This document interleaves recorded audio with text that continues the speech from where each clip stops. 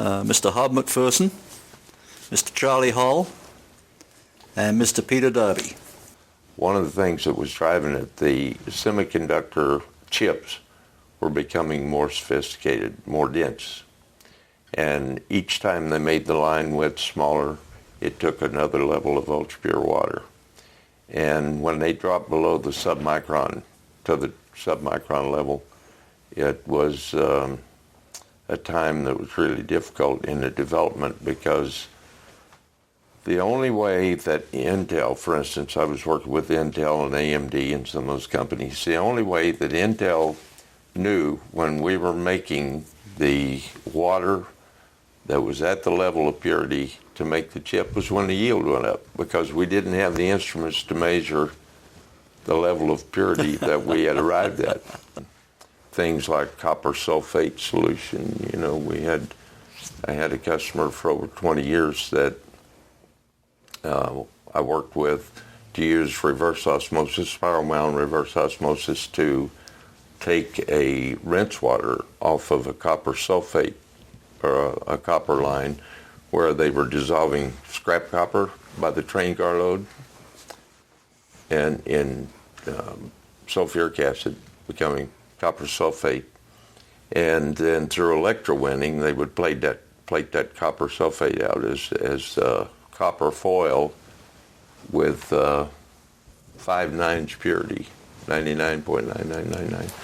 And so they had squeegees, they had a spray system with squeegees, and they collect that water, and they had a high number of these drums running, so they were producing about 380 to 400 gallons a minute or more of copper sulfate rinse water. We were able to take that water and put it through reverse osmosis systems, drive the concentration back up. We ran at better than 90% recovery. The copper sulfate concentrate from the RO went back into the plating bath, and the water went back into the rinse. Essentially what we did was practically eliminate their municipal water usage by returning reusing both those streams. Right. So those applications, I guess indeed we were pioneers, some of us in those kind of applications. Did you work on the 12-inch vessel, Peter? Mm-hmm. Who came up with that size? That was Fluid Systems, I think. I think it was. Systems. I thought it was. My default would be Rick Leeson, but I don't really know. I mean, I think a lot of that, there was, when we had the 8-inch elements, okay? And I think Rick was at Hydronautics at the time, said, hey, we're going to make 8.5-inch elements. Such that, when they buy these, they have to come back to us for the reloads, trying to get that exclusive thing in there. And ultimately it became important, I think, to say, hey, we need a bigger module than the 8-inch.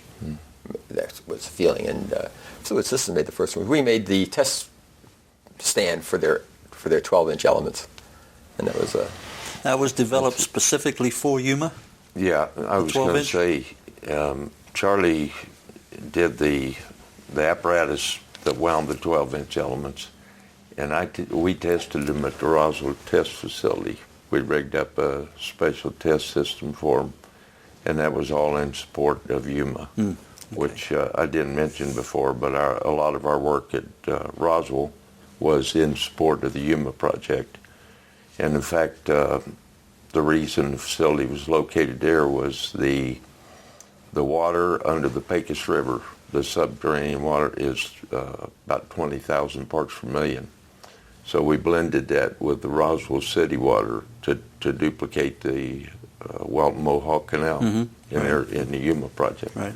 But that's what drove those 12-inch elements was the Yuma project. Just as an aside, one of the interesting problems was, I guess, to carry the load of the Delta P load in the pressure vessel, they used stainless steel product water tubes.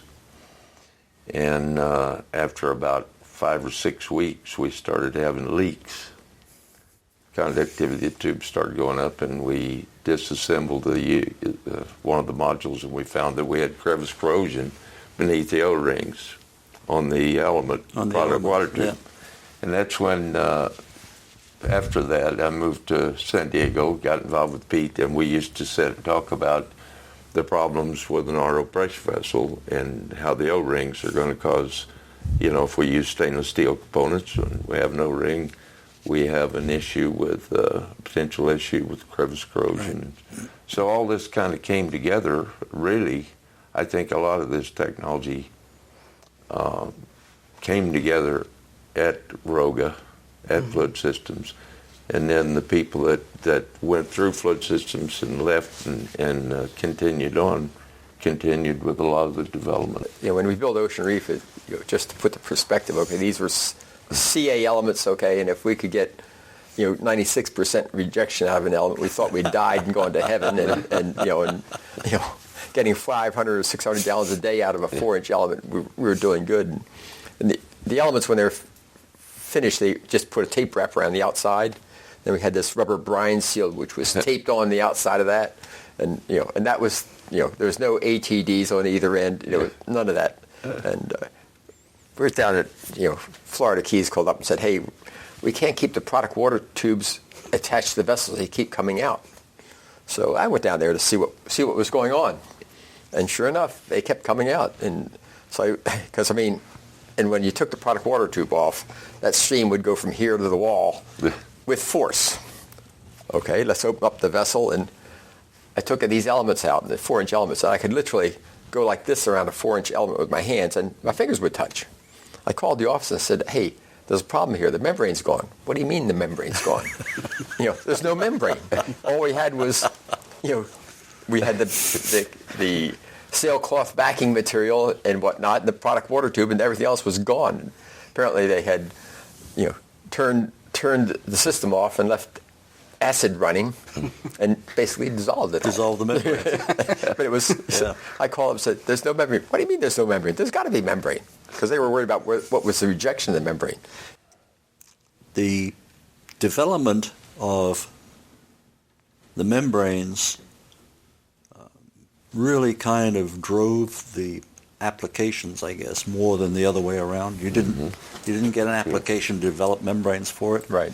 And was it the same with the systems business? I think so. We almost don't have control of your destiny. We would, if you get an inquiry, you'd sort of try to solve it, without. It wasn't like we're going to go out and we're going to cultivate this market. It's like, hey, we'll sell anything we can get our hands on, to anybody, because it's more.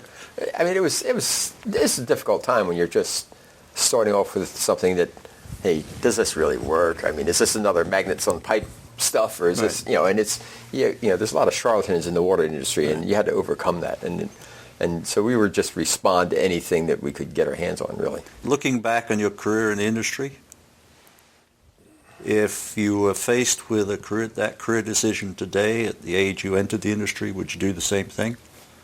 And the second question is, what single individual has had the most influence on you during that time? Charlie? As I said, I started here in '67 in this industry, and here it is 12, and I'm still gone in it. And I would do it over again. And it's been a fun ride, and I'm still riding. But it's interesting that when he first came in, I first heard about this stuff. I took the ROGA class that they were teaching, trying to get people to doing this, and I said, "Hey, this is better than sliced bread. We're going to all get rich instantaneously." Well, that didn't quite come to pass, but it was really it's really good. And I think the thing I enjoy most is, for me, one of my objectives is trying to push the development of membranes into new applications. I come back with Hob. I think it's the same thing on a particular individual. I think it's more of the collection of people that were all enthusiastically involved. Right. And it wasn't, hey, I retired 2 years ago, but I'm still here getting a check. No, it's everybody had enthusiasm and they wanted to do it, and everybody contributed in their own way to success of the industry, and I think I don't think I can put a name on a single individual, because I think it's just so widespread that everybody was so enthusiastic about it. Right.